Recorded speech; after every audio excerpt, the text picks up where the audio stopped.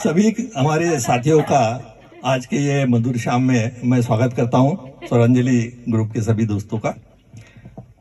आप हवाई प्रवास तो किया ही होगा।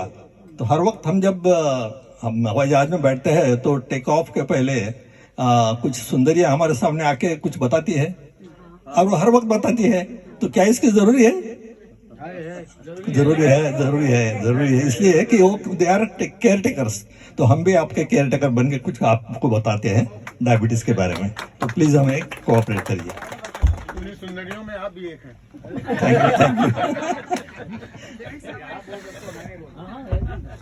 Thank you. तो हम शुरू करते हैं। स्वरांजलि म्यूजिकल ग्रुप के सदस्यों के अच्छे स्वास्थ्य के उद्देश्य से हमारी स्वास्थ्य समस्याएं इस विषय पर प्रबोधन श्रृंखला शुरू करने का मानस हमारे कोर कमेटी ने किया है। आज के प्रथम श्रृंखला में हम मधुमेह संबंधी महत्वपूर्ण पहलू पर चर्चा करेंगे। हम जानेंगे कि मधुमेह यह मेटाबॉलिक बीमारी है क्या। तो देखिए, ग्लूकोज यह शारीरिक पेशियों में ऊर्जा निर्माण के लिए बहुत महत्वपूर्ण घटक है। प्राइमरी स्कूल से हमको बताया जाता है निसर्ग में ग्लूकोज का निर्माण हरे पत्तियों पर सूरज प्रकाश पड़ने से फोटोसिंथेसिस प्रक्रिया से क्लोरोफिल की उपस्थिति में होता है। ये आप सभी जानते हो। उसका इक्वेशन भी है दिया हुआ 6CO2 6H2O। ये दो जब कंबाइंड होते हैं तो C6H12O6 यानी ग्लूकोज का निर्माण होता है और ऑक्सीजन का निर्माण होता है। ये दोनों हमारे जीवन के लिए बहुत ही आवश्यक घटक है। इस इक्वेशन में ग्लूकोज और ऑक्सीजन निर्माण स्पष्ट करता है। ये दोनों भी हमारे जीवन में प्रमुख घटक है। ग्लूकोज का शरीर में अर्निंग और बर्निंग का फॉर्मूला चलता है। मधुमेह का आना भी वही ठहराता है। अर्निंग अगर ज्यादा हो और बर्निंग कम हो तो मधुमेह को आमंत्रण होता है।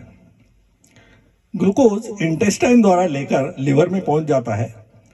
Blood sugar level 80 to 120 milligram % रहने पर इंसुलिन का स्त्राव शुरू होता है। तो हर वक्त जब हम खाते हैं तो इंसुलिन का सर्ज बढ़ जाता है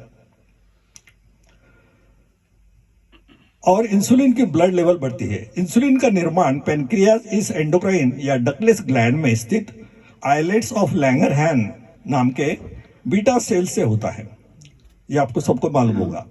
इंसुलिन कार्य के लिए लिवर यह प्राइमरी ऑर्गन है। लिवर में ग्लाइकोजन निर्माण इंसुलिन से बढ़ता है। एडिपोज टिश्यू या फैट टिश्यू पर इंसुलिन से बढ़ता है एक परिणाम जो कि आपको रेजिस्टेंस बनाता है।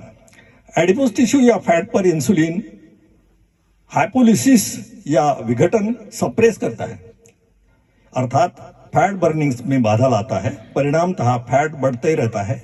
इंसुलिन स्केलेटल मसल सेल या मांसपेशी और शरीर पेशियों में ग्लूकोज ऊर्जा के लिए पहुंचाता है।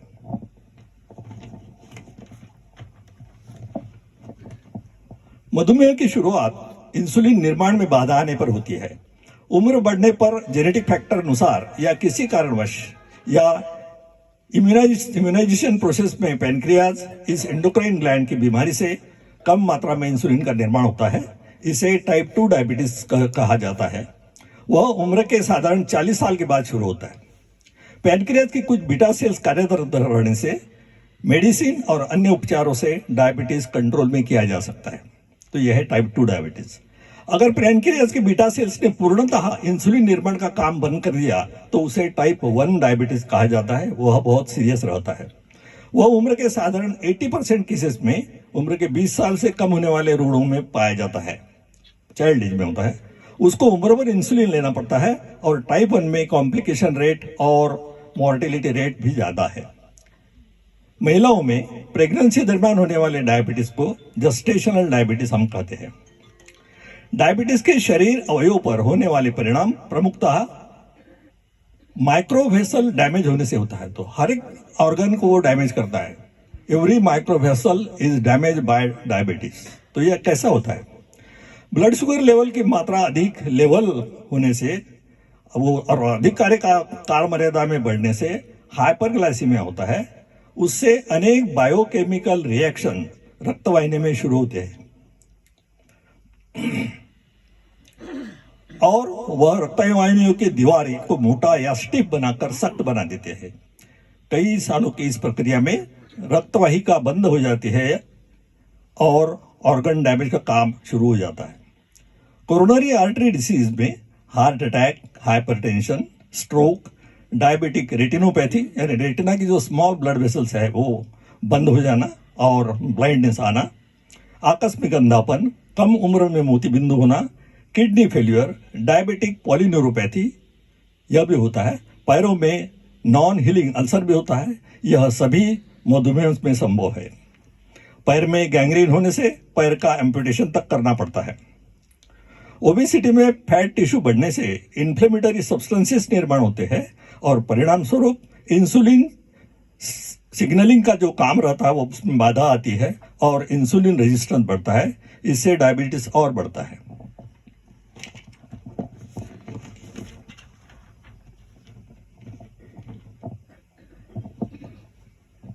ब्लड वेसल के दीवार की पेशियों को जीवित रखने का कार्य जो सूक्ष्म ब्लड वेसल की जाली करती है उसे वासा वेसोरम कहते हैं। हर एक ब्लड वेसल को भी ब्लड सप्लाई की जरूरत होती है, तो वो वासा वेसोरम द्वारा उसको ब्लड सप्लाई मिलता है, लेकिन वह भी डैमेज होती है तो ब्लड वेसल भी काम करना बंद कर देती है।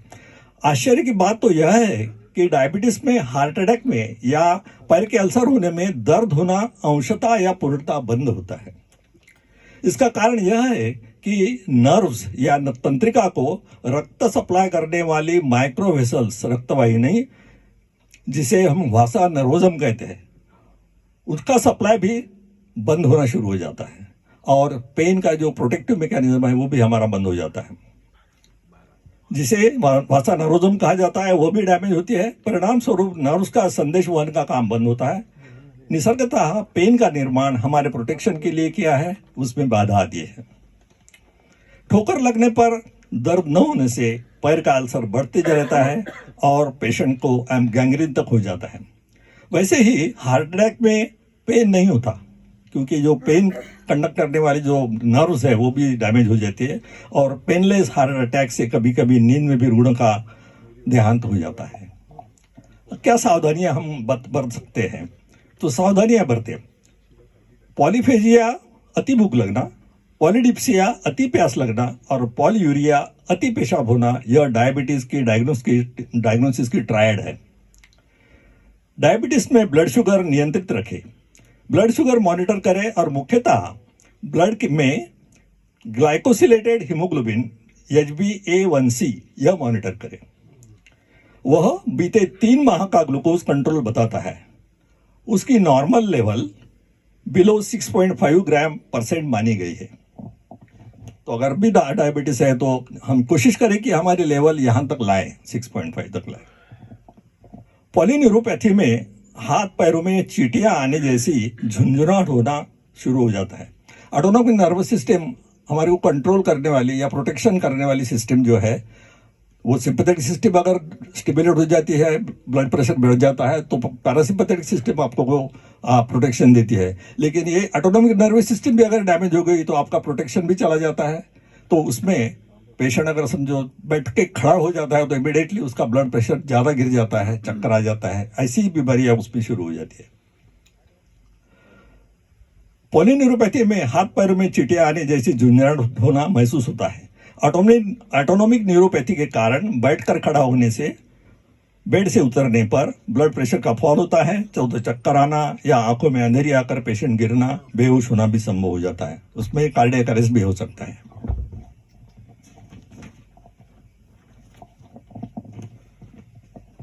कुछ बातें, पेशेंट अनकॉन्शियस होता है और उसको कोमा में गया ऐसा बोलते हैं, तो उसमें 2 टाइप के कोमा बताए गए हैं, एक हाइपोग्लाइसेमिक कोमा और एक हाइपरग्लाइसेमिक कोमा।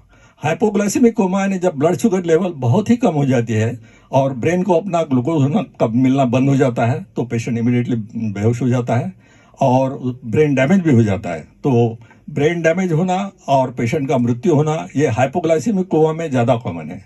उसकी पहली वार्निंग साइन आपको जो मिलती है कि बॉडी को स्ट्रेस होना चालू शुरू हो जाता है। ग्लूकोज जैसा ही भी कम हो जाता है तो बॉडी स्ट्रेस में जाती है और तुम्हारा पल्स रेट बढ़ जाता है। पल्स रेट बढ़ा के पेशेंट को मालूम हो जाता है कि कुछ तो भी गड़बड़ होने वाली है। तो वही समय है आप ग्लूकोज का सेवन करें या अपने घर के किसी लोगों को बताएं और आपकी ट्रीटमेंट लें। हाइपोग्लाइसेमिक कोमा जिसमें ब्लड शुगर क्रिटिकल लेवल से कम होती है और वह जानलेवा हो सकती है। ब्रेन सेल्स का फंक्शन ग्लूकोज पर ही निर्भर होता है। ग्लूकोज सप्लाई बंद होने पर परमानेंट ब्रेन डैमेज हो सकता है।